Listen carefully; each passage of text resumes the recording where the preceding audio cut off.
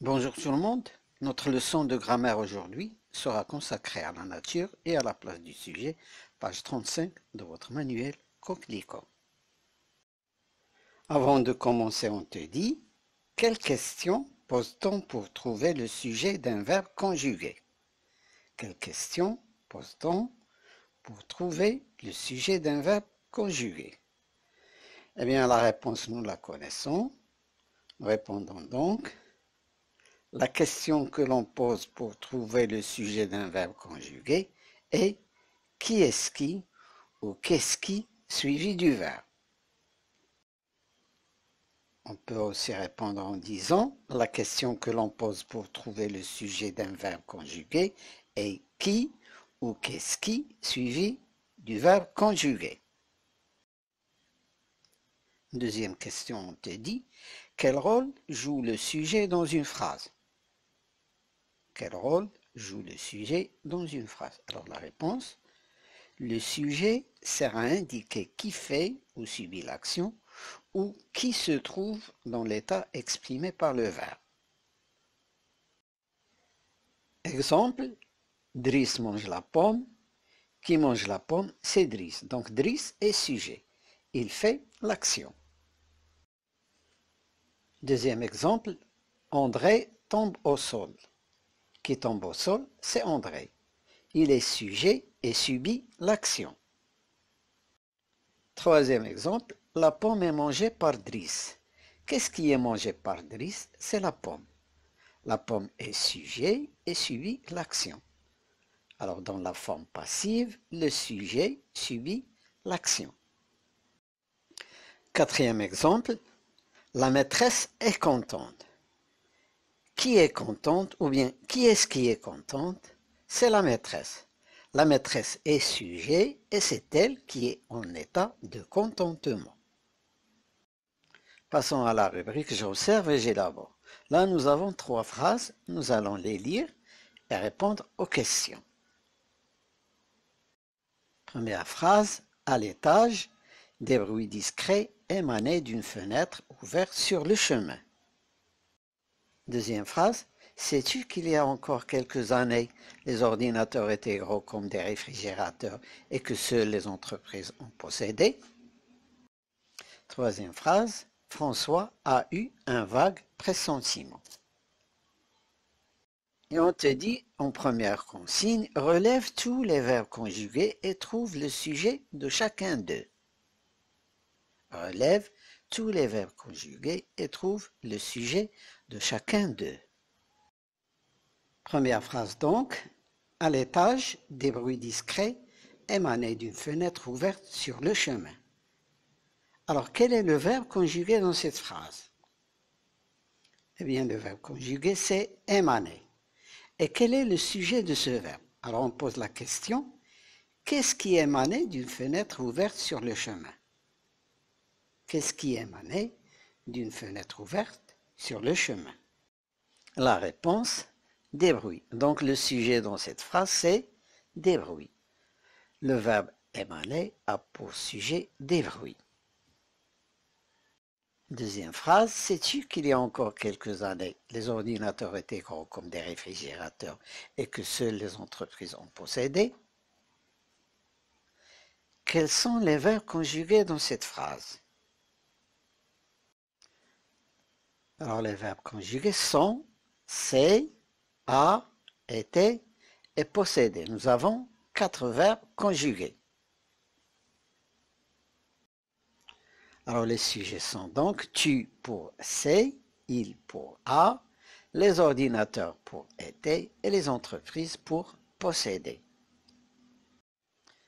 Troisième phrase, François a eu un vague pressentiment. Alors dans cette phrase, le verbe conjugué, c'est le verbe avoir au passé composé à la troisième personne du singulier, a eu. Le sujet dans cette phrase, c'est celui qui a eu un vague pressentiment, c'est-à-dire François.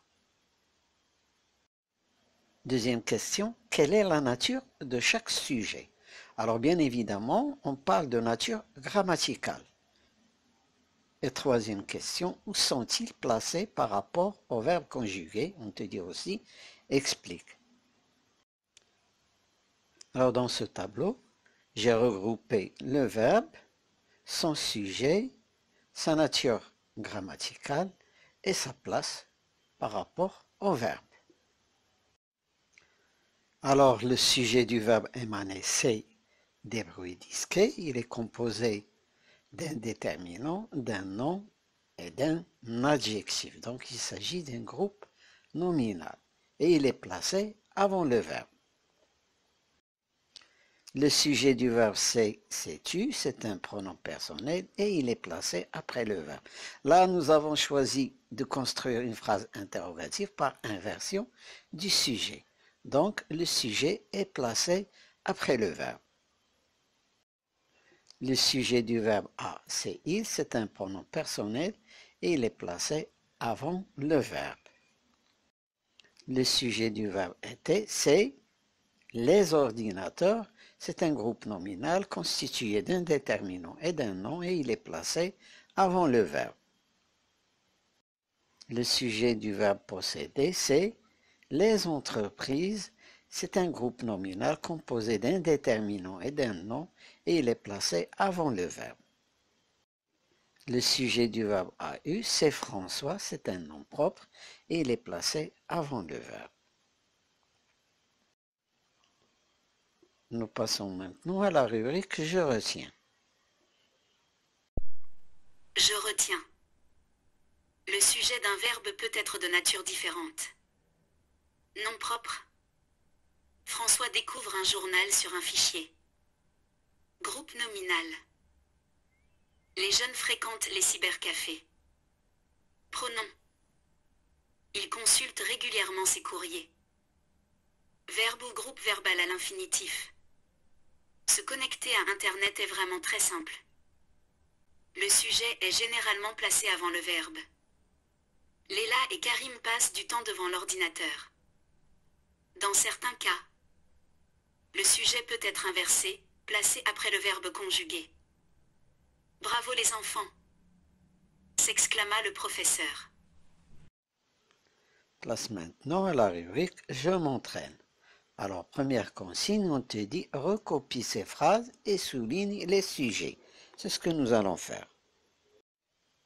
Première phrase, l'ordinateur s'allume en quelques secondes. Qu'est-ce qui s'allume en quelques secondes? C'est l'ordinateur qui s'allume en quelques secondes. Le sujet est donc l'ordinateur. Nous soulignons donc l'ordinateur. Deuxième phrase, une belle et grande image apparaît sur l'écran. Qu'est-ce qui apparaît sur l'écran? La réponse, une belle et grande image. C'est donc le sujet. Nous soulignons donc une belle et grande image. Troisième phrase, Pierre, Samy et Sophie dialoguent sur Internet.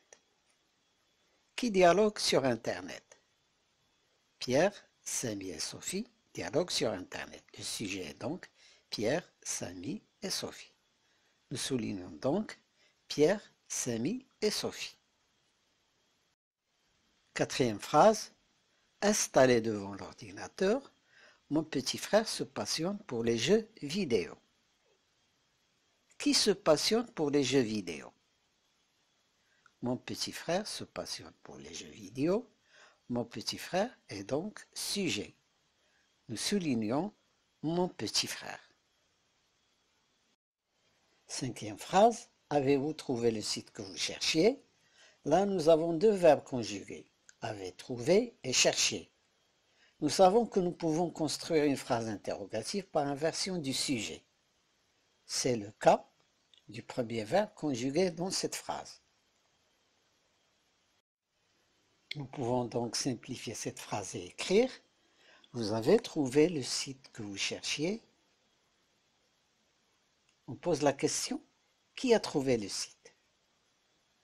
La réponse: vous. Donc le sujet, c'est vous. Nous soulignons donc le premier vous de cette phrase. Passons maintenant au deuxième verbe, vous cherchez. Alors on pose la question: qui cherchait ou cherchait à inventer le site? La réponse: vous. Donc le sujet du deuxième verbe, chercher, c'est vous. Nous soulignons donc le deuxième vous. Donc nous avons un premier vous, sujet, et un deuxième vous, sujet aussi. Dernière phrase, attention, sur Internet se cachent parfois des gens dangereux. Alors on pose la question: qui se cache parfois sur Internet? La réponse: des gens dangereux se cachent parfois sur Internet. Le sujet donc, c'est des gens dangereux. Nous soulignons des gens dangereux. Deuxième série de consignes, on te dit: recopie ces phrases et relève le sujet de chaque verbe en couleur. Première phrase: beaucoup d'enfants rêvent d'avoir un bel ordinateur. Le verbe en couleur ici, c'est rêve. Alors pour trouver le sujet, on pose la question: qui rêve d'avoir un bel ordinateur? La réponse: beaucoup d'enfants rêvent d'avoir un bel ordinateur. Donc le sujet ici, c'est beaucoup d'enfants. Deuxième phrase: quand approchent les vacances, Adil est content. Le verbe en couleur ici, c'est approche. Alors on pose la question: qu'est-ce qui approche? La réponse: ce sont les vacances qui approchent. Donc on peut écrire de manière simple cette phrase: Adil est content quand les vacances approchent. Il devient clair que le sujet ici, pour le verbe approche, c'est les vacances.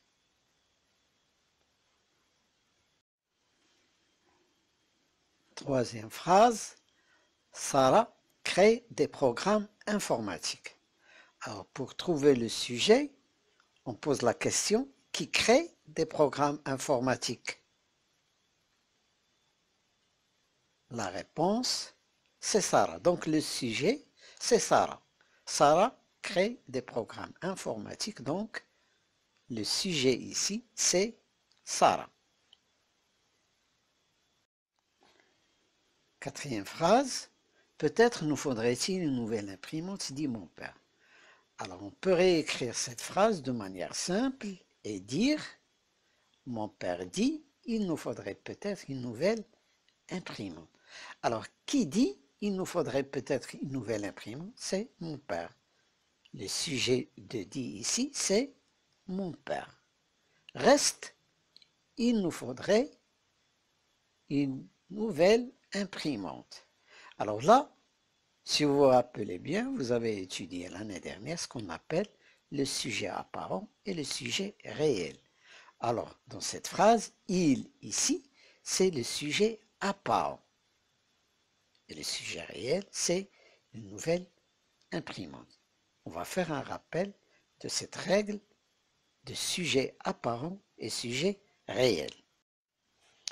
La règle donc: des verbes impersonnels ont un sujet apparent ou grammatical, il, qui est neutre, et un sujet réel ou logique, c'est-à-dire la personne ou la chose qui fait l'action ou à laquelle s'applique un état. Alors dans notre cas, la phrase peut se réécrire: une nouvelle imprimante est nécessaire au lieu de il faudrait une nouvelle imprimante. Il apparaît donc à travers cette nouvelle réécriture que le sujet, c'est une nouvelle imprimante. Donc, le verbe faudrait admet comme sujet grammatical il et comme sujet réel, une nouvelle imprimante. Dernière phrase enfin. Surfer sur Internet permet de découvrir plein de choses. Qu'est-ce qui permet de découvrir plein de choses? La réponse, c'est surfer sur Internet. Donc, le sujet ici, c'est surfer sur Internet. Troisième consigne, on te dit, indique le sujet des verbes soulignés et précise sa nature grammaticale.